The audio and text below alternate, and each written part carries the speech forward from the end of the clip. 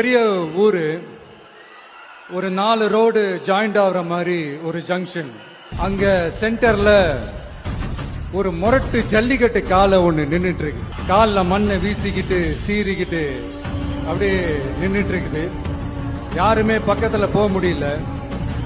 ஆனா அந்த கிரவுட்ல இருந்த ஒரு சில பேர், ஆல்ரெடி அந்த காளையை அடக்கணங்களோட இருந்த ஒரு சில பேர், எங்களுக்கு இல்லாத அனுபவமா, நாங்க பார்க்காத காளையா, நாங்க பார்க்காத மாடா, நாங்க போய் அடக்குறோம்னு சொல்லிட்டு உள்ள போறாங்க.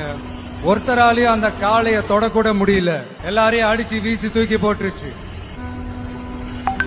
இப்ப என்னடா பண்றது அப்படின்னு பார்க்கும்போது அந்த கூட்டத்தை விலக்கிட்டு ஒரு சின்ன பையன் என்ட்ரி ஒண்ணு கொடுக்கறான்.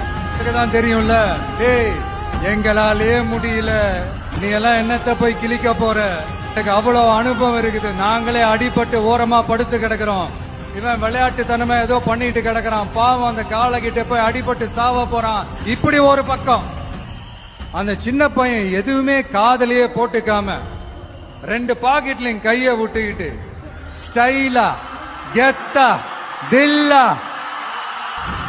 அப்படியே உள்ள போறான். ஒரு ஸ்டெப் எடுத்து வைக்கிறான், அந்த கால் அப்படியே சீறிக்கிட்டே நின்னுட்டு இருக்குது. இன்னொரு ஸ்டெப் எடுத்து வைக்கிறான், கால் அப்படியே சீறிக்கிட்டே முன்னாடி வருது. கால் அப்படியே முட்டை வரும்போது பாக்கெட்டுக்குள்ள மறைச்சு வச்சிருந்த 2 புல்லுக்கட்டு அது அந்த காலை கிட்ட காட்டுறான். காலை அப்படியே சடனா வந்து நின்னு அது மூடெல்லாம் மாறி அந்த புல்லுக்கட்ட சாப்பிட ஆரம்பிச்சு.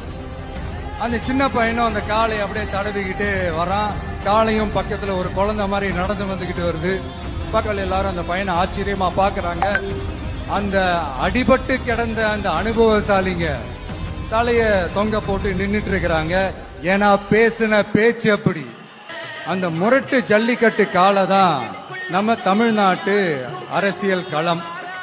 அந்த பாக்கெட்டுக்குள்ள ஸ்டைலா தில்லா கெத்தா ஒருத்தன் உள்ள வந்தான் பாருங்க, அவன்தான் நானு நீங்க நாம எல்லாருமா சேர்ந்து மாபெரும் மக்கள் சக்தியா இருக்கக்கூடிய நம்ம டிவிகே.